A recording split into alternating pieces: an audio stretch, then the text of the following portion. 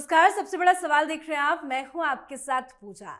आज सवाल पश्चिम बंगाल चुनाव से जुड़ी, क्योंकि आज का दिन बंगाल के लिए काफी अहम है। आज पश्चिम बंगाल में विधानसभा चुनाव के पहले चरण की वोटिंग हो रही है। कुल 16 जिलों की 152 सीटों पर मतदान की शुरुआत हो चुकी है, जिसमें लगभग 1478 उम्मीदवार अपनी किस्मत आजमा रहे हैं। ये चरण राज्य की राजनीति के लिहाज से बेहद अहम माना जा रहा है, क्योंकि इसमें उत्तर बंगाल से लेकर जंग महल और मध्य बंगाल तक के कई रणनीतिक इलाके शामिल हैं। पर इन सब के अलावा इस बार का चुनाव कई मायनों में काफी अलग और काफी खास है। ममता बनर्जी के लिए चुनौती काफी बड़ी है। इस बार चुनाव आयोग ने मतदान प्रक्रिया को शांतिपूर्ण और निष्पक्ष बनाने के लिए सुरक्षा के अभूतपूर्व इंतजाम किए हैं। केंद्रीय सशस्त्र पुलिस बलों की बड़ी संख्या में तैनाती की गई है। सुरक्षा बलों की मौजूदगी सिर्फ मतदान केंद्रों तक सीमित नहीं है, बल्कि गलियां, चौराहे, संवेदनशील इलाकों से लेकर घरों और बाजारों तक निगरानी रखी जा रही है, ताकि किसी भी तरह की गड़बड़ी या तनाव की स्थिति को तुरंत नियंत्रित किया जा सके। पिछले कुछ चुनाव में पश्चिम बंगाल के कुछ हिस्सों में हिंसा और तनाव की घटनाओं की चर्चाएं रही हैं। इसी पृष्ठभूमि में इस बार चुनाव आयोग और सुरक्षा एजेंसियां अतिरिक्त सतर्कता बरत रही है। उद्देश्य साफ है कि मतदाताओं को बिना किसी दबाव और डर के मतदान का अवसर मिले और लोकतांत्रिक प्रक्रिया शांतिपूर्ण तरीके से पूरी हो। तो बंगाल में पहले चरण का चुनाव क्या है माहौल और क्या है बदलाव, आज इसी सवाल पर चर्चा करेंगे। मेरे साथ स्टूडियो में मौजूद हैं कैपिटल टीवी के एग्जीक्यूटिव एडिटर राजीव जी। सर, आपका बहुत बहुत स्वागत है। धन्यवाद। फिलहाल तो फर्स्ट फेज की वोटिंग की शुरुआत हो गई है, लेकिन इस बार का चुनाव कितना अलग आपको दिखाई दे रहा है? देखिए, अभी तक तो नज़ारा बहुत बेहतरीन है। जिस तरीके से ये चुनौती चुनाव आयोग के सामने थी, ममता बनर्जी की चुनौती चुनाव जीतना हारना है। और चुनाव आयोग की चुनौती सबसे बड़ा चैलेंज पश्चिम बंगाल में दिख रहा है। इसलिए केरल का चुनाव हुआ, कोई चर्चा नहीं हुई बहुत ज्यादा। चुनाव आयोग की एक्टिविटी वैसी नहीं हुई। पता भी नहीं है किसी को कि केरल के चुनाव में कितने सीएपीएफ के कंपनियां नियुक्त की गई। तमिलनाडु का चुनाव, अभी वहां भी वोटिंग हो रही है, लेकिन कभी ये ऐसी स्थिति नहीं है। इनडायरेक्ट तरीके से स्टालिन जो खेल कर ले, यानी कि वो पैसे बांट ले, कैश बांट ले, लेकिन वहां बमबाजी नहीं होती थी। तो अभी भी वहां पर चुनाव में ये पैरामिलिट्री फोर्सेस यानी सेंट्रल फोर्सेस के जवान क्या कर रहे हैं, तमिलनाडु की पुलिस क्या कर रही है, ये किसी से कोई लेना देना नहीं है। तमिलनाडु की पुलिस अपना काम कर रही है। वहां पर अधिकारियों के तबादले नहीं किए गए और न ही सीएपीएफ के जवानों को लिए वहां पर सेंट्रल ऑब्जर्वर नियुक्त किए गए, पुलिस ऑब्जर्वर। सब शांतिपूर्ण तरीके से होगा। चुनाव आयोग के लिए चुनौती पश्चिम बंगाल ही रही। हर दिन खबरें इसी बात के लिए कि कितने अधिकारी सस्पेंड हुए, कितने लोगों को हटाया गया, बूथ लेवल एजेंट कितने हटाए गए, बीएलओ कितने सस्पेंड किए गए, कौन से क्षेत्र का कितने पुलिस अधिकारी हैं जिसको लाइन हाजिर कर दिया गया, और सीआरपीएफ सीएपीएफ के जितने जवान हैं उसको कैसे एलोकेट किया जा रहा है। यही सारी चर्चाएं थी। हर रोज मीटिंग चल रही है। वहां पर जो चीफ इलेक्टोरल ऑफिसर है मनोज अग्रवाल, सीईओ, उनकी भी मीटिंग लगातार चल रही है। जेनसेट कैसे लगाया जा सकता है, पावर शॉर्टेज को कैसे रोका जा सकता है, हर बूथ की निगरानी के लिए सीसीटीवी कैमरे कैसे होंगे, ड्रोन कैसे होंगे, यही सारी चर्चाएं थी। और अभी दिख रहा है उसका नजारा कि हर जगह पर चौक चौराहे पर क्यूआरटी तैनात है, क्विक रिएक्शन टीम, जो कि पैरामिलिट्री फोर्सेस के हैं और साथ में बंगाल की पुलिस उनके साथ है। इन लोगों का काम अभी है कि अगर 100 मीटर के दायरे में जो वोट देने वाले लोग हैं उसके अलावा कोई लोग दिखे, भीड़ भाड़ कहीं दिखी, गांव के किसी चौक चौराहे पर किसी जगह पर 50 लोग दिखे, अगर इंफॉर्मेशन मिला या ड्रोन का फीड मिला तो क्यूआरटी वहां पर जाएगी और उसकी मरम्मत करेगी। ये ममता बनर्जी, अभिषेक बनर्जी को तो एक तरह से कहा जाए कि चुनाव आयोग ने वोटिंग से पहले ही दबोच कर रखा है, चारों तरफ से घेर कर रखा है कि इन लोगों की नहीं चलेगी। टीएमसी की गुंडागर्दी के खिलाफ अभियान चला था और अभी गुंडों की जहां जहां है वहां वहां पिटाई धुलाई हो रही है कि अगर गांव से बाहर निकले, घर से बाहर निकले, पुलिंग एजेंट के साथ कोई सेटिंग की तो उसका नतीजा भुगतना पड़ेगा। लाइन में खड़े रहो, वोट करो और वापस जाओ। इस बार तो बड़ी कंट्रोवर्सी हुई थी इस बात को लेकर कि वोटिंग में जब लोग जाते हैं तो बीएलओ के साथ कोऑर्डिनेशन होती है और जो वहां पर प्रिजाइडिंग ऑफिसर है उसके साथ भी टीएमसी की सेटिंग होती है। चुनाव आयोग ने मीटिंग ली और कहा कि जितने प्रिजाइडिंग ऑफिसर और जो वोटिंग ऑफिसर हैं, जो उसके साथ दूसरे अधिकारी हैं, इन सब लोग अपने अपने मोबाइल की सुरक्षा करो। सुरक्षा मतलब वहां पर ऑफ रखा करो। जी जी। और किसी से अगर मोबाइल नंबर शेयर किए उस गांव के आसपास में किसी से, तो उसके बाद आपकी नौकरी नहीं बचेगी। और दूसरी तरह जो बीएलए होते हैं, ब्लॉक बूथ लेवल एजेंट, जिसको पोलिंग एजेंट कहा जाता है, पार्टियों के पोलिंग एजेंट होते हैं। और उसमें टीएमसी ने एक नई रणनीति बनाई थी। इस बीच पता चला चुनाव आयोग को कि ये टीएमसी के जो पोलिंग एजेंट हैं वो बार बार फीड देते हैं बाहर आके, यानी कि 1 घंटा के अंदर बाहर आया और जाकर बहाने में लोगों से कहा कि देखो यहां पर तो भारतीय जनता पार्टी की पोलिंग ज्यादा हो रही है।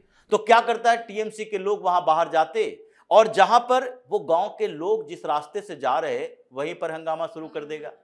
लेकिन सुरक्षा की व्यवस्था तो पोलिंग के स्टेशन के इर्द गिर्द है। गांव के अंदर तो सिक्योरिटी अधिकारी रहेंगे नहीं, सुरक्षा के जवान रहेंगे नहीं, तो वहां पर हंगामा करेगा और फिर वोटिंग को प्रभावित करने की कोशिश करेगा। इसलिए कहा गया कि पोलिंग एजेंट को टाइम टाइम पर छोड़ो।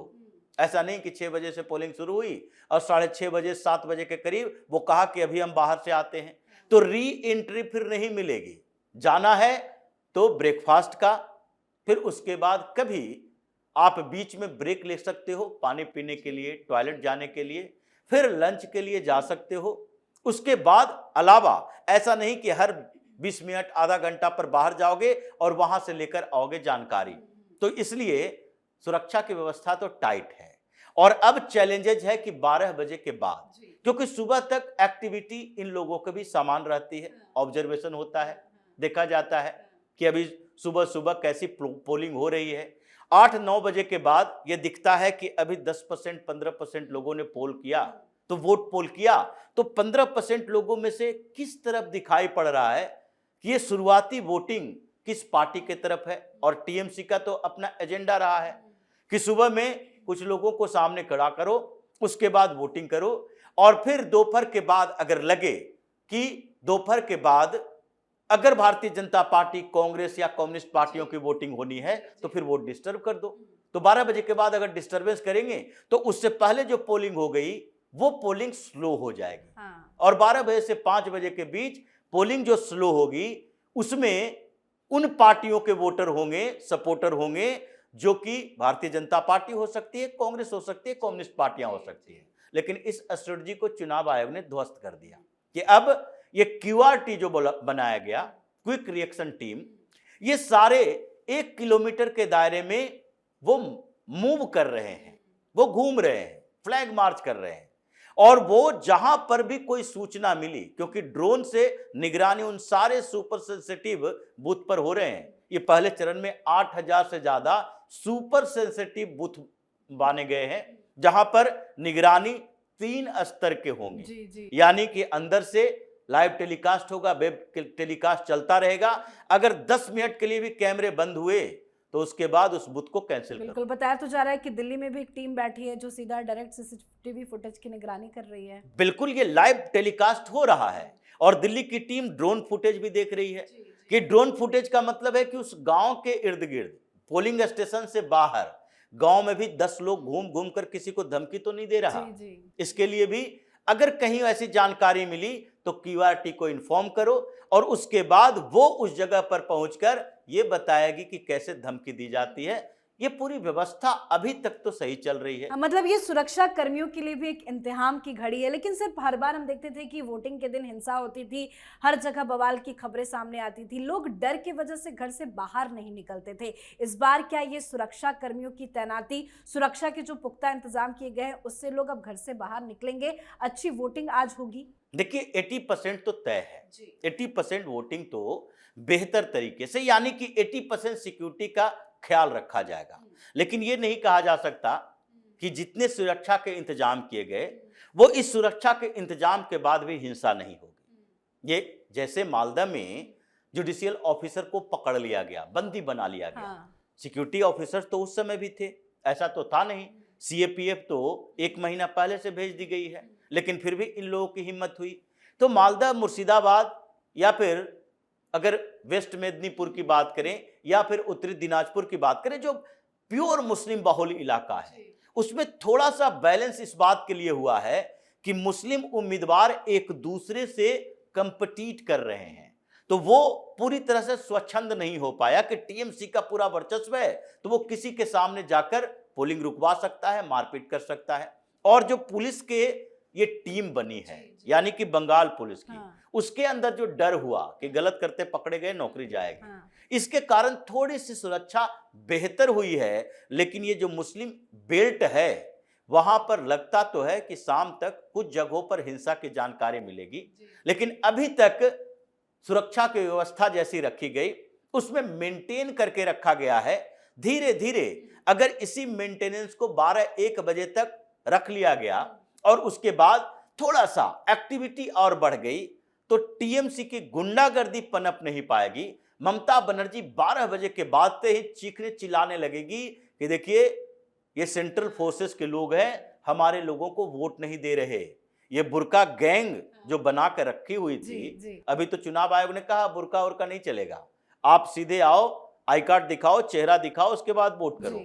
तो ये चिल्लाने चिखने लगेंगे, टीएमसी वाले हंगामा करेंगे कि देखिए हमारे लोगों को वोट देने से रोका जा रहा है, और चिल्लाने लगे तो इसका मतलब है कि ममता बनर्जी का खेल खत्म हो रहा है, क्योंकि वोटिंग का पैटर्न जो दिख रहा है वो ममता बनर्जी के लिए अनुकूल नहीं। बिल्कुल, और पूरी उम्मीद है कि आज टीएमसी उत्पात जरूर मचाएगी। आखिरी सवाल आपसे मेरा ये है कि ये फर्स्ट फेज ममता बनर्जी के लिए कितना बड़ा झटका साबित हो सकता है? अगर अच्छे तरह से चुनाव हो गया, अगर शाम तक बेहतर तरीके से चुनाव आयोग ने मैनेज कर लिया जो चुनौती थी, तो वैसे तो लगता है कि ममता बनर्जी के लिए ये पहले फेज का चुनाव ही निर्धारित कर देगा कि उनकी सरकार नहीं बनने वाली। बिल्कुल, बहुत बहुत धन्यवाद सर, समझाने। धन्यवाद। तो पहले चरण की वोटिंग जारी है। ये चरण तय करेगा कि क्या बीजेपी 2021 वाली बढ़त बरकरार रख पाती है या ममता बनर्जी की दीदीगिरी फिर से कमल को मुरझाने पर मजबूर कर देगी। इस बार वोटिंग के दिन हंगामा और बवाल को रोका जा सके, जिसकी पूरी तैयारी दिख रही है। पिछली बार इन इलाकों में बूथ लूटने से लेकर कई जगहों पर लोगों की मौत की भी खबरें सामने आई थी। इस बार चुनाव आयोग की तीसरी आंख यानी कि थर्ड आई पूरी नजर रख रही है। देखते हैं इस बार का चुनाव किस तरह से पूरा हो पाता है। तो आपको क्या लगता है? आप भी अपनी राय कमेंट करके जरूर लिखिएगा। देखते रहिए कैपिटल टीवी। नमस्कार।